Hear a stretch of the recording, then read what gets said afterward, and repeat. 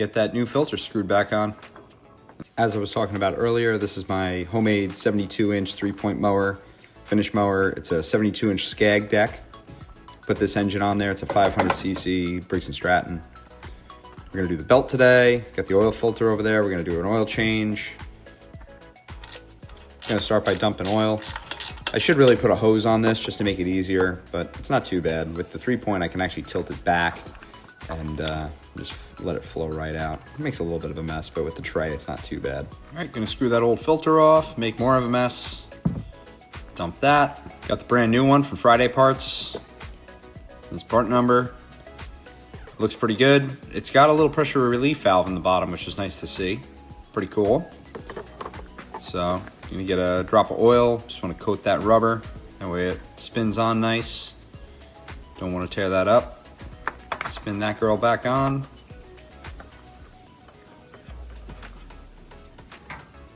So, filter's done. Get the drain plug back in.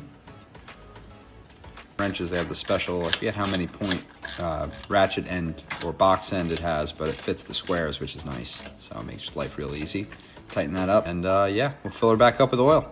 Running just Mobil 1, synthetic, high mileage. Doesn't really make a difference, but we're gonna do the same thing. Let's start with an oil change. Got the same part number for the oil filter. They're both Briggs Stratton engines. Gonna get this oil drain opened up. So John Deere does a nice job. They put a nice oil drain on there so that way it sticks out a little bit further and doesn't make a total mess. So got that little O-ring in there and the cap. Works really well.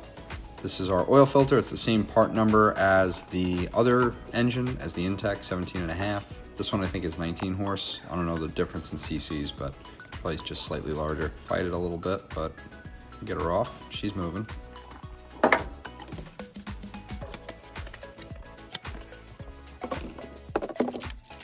Steal a little oil off of there for the O-ring. Coat it nicely.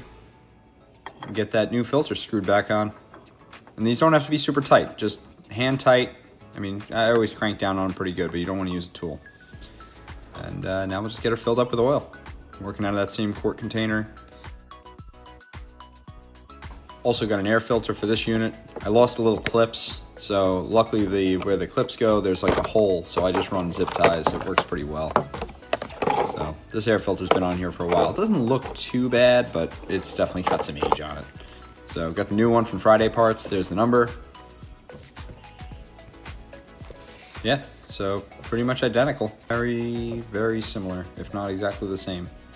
So get that put on. It pops right in there.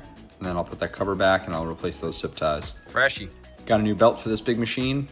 There's the number. This is a Skag deck. It's from it's a SMST72, I think. It's a 72-inch deck, came from a 0-turn, so get that new belt on there. The other one was wiped out. All right, next we're gonna hit the old wore-out deck belt on this. So this one is just about smoked. So it's definitely got some mileage on her. So I'm gonna pull that off, pull these covers, get the new belt on there. So I finally got this belt off, and you can really see how stretched out it is in comparison. So getting this freshie on there, cleaning out some grass, and we'll be good to go. Yeah, got our new deck belt on. Really wasn't too difficult. Just pull these covers off. Put these covers off, and there's one bolt on one tensioner that you just need to lift up, but not too bad, but you can definitely tell right away. Much better.